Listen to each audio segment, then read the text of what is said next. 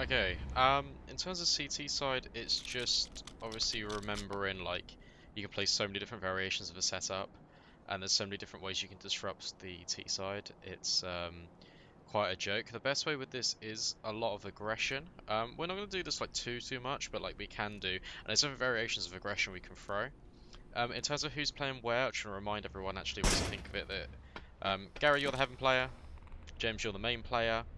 Luke, you are over towards A. You can be playing on the rafters here. You can be playing on the rafters up here, if my no clip works. Watching this hut walk out. I actually think this position here, where are we? Right here, is stronger to hold the squeaky walkout than top hut, because a lot of people pre-fire top hut rather than here. And this also lets you have a good angle onto mini. And obviously onto hut, it's a bit of a weird off angle for them to look at as well. So I think if you're playing top rafters, I'd typically avoid top hut. And like you've got this walkout angle here, you've got the main support angle here, where you can see them and they're kind of obstructed by this beam. And then you've obviously got this top hut walkout here at the start of the round. So that's just things to think about. Obviously you can play in the site as well. Make sure you land off this thing, you won't take any damage. But you can kind of play just here, watching for walkout. Obviously just here as well, but people will be flashing this. Sometimes people will try and stick a molly down just in this corner, so just be aware of that. Just kind of play your angles wisely. If you get in the crossfire with James, that's obviously the best thing to do. And then play your angles, like this is a good hut off angle. And you can just walk around and take this fight here. Whereas you'll not actually move too much, but you've just changed the angle of approach. And that's it. I'll be over towards ramp. Sometimes people will be coming over with me to drop down into secret. So they'll cover my ramp and I'll run over here towards secret. And I'll be supporting with Piggy. Piggy, you're going to be outside. You can do a number of different things. For example, we can boost you up on this box.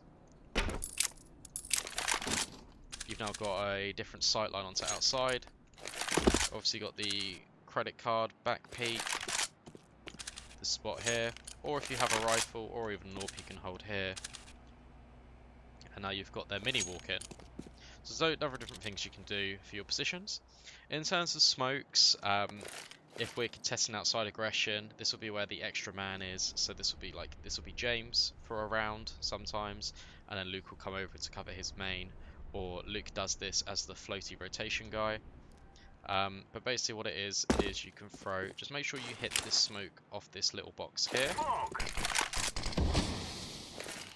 Just as you're running, you'll be a bit further back, you'll be kind of here, throwing this smoke. There we go. And this creates just a diversion for them. It means that you can get close to this red box, you have a rifle, more than likely. You can kind of get up here and see over. You can also just flat walk around this side. You've got this angle here, this angle here to watch out for. Obviously when you are here as well, you've got a nice little angle on top silo. So that smoke's really good for denying information. Once again, it's literally just off this light blue box. Denies info. Another smoke you can do which is really effective is if you see they're laying down outside smokes or you've just got an idea of it, you can just throw the smoke here.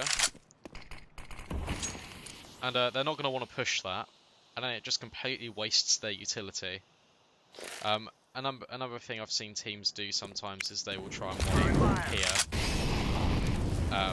Sometimes this is okay, but sometimes obviously it doesn't go far enough. So we can molly this, it's completely fine, but just make sure you're aiming a bit higher so it sticks and it actually covers and spreads on the molly. But yeah, this smoke is really good, and I'm a huge fan of this one right here as well, to kind of block them out.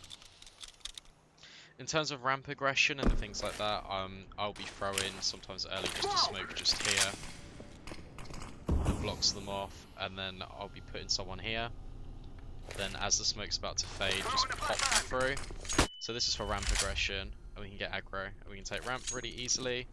Obviously, if you've got like a shotgun or something, you can come close. You can come up to the rafters here. Drop a the molly in really close, and you can kind of get up on this angle here. Lots of people come around the corner and they prefer this, which is expected, but I don't think many people really expect this angle too much. So I think this is a nice off angle. Obviously here is a nice decent off angle as well for if you're pushing lobby and things like that. So that's really good. I showed this in the last video as well, but again, if you're up here and you know their silo, this grenade, it's huge because it will just chunk them. It does probably about 30-35 damage to them, but it just softens them up a little bit, and it's a really nice counter grenade. But yeah, it's all about rotations on CT, and I'll just try my best to call what to do, sort of thing.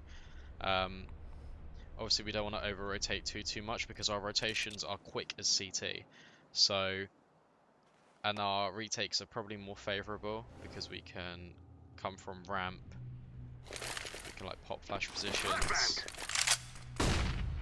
things like that, and it's a lot more favourable. And yeah, that's just general CT side.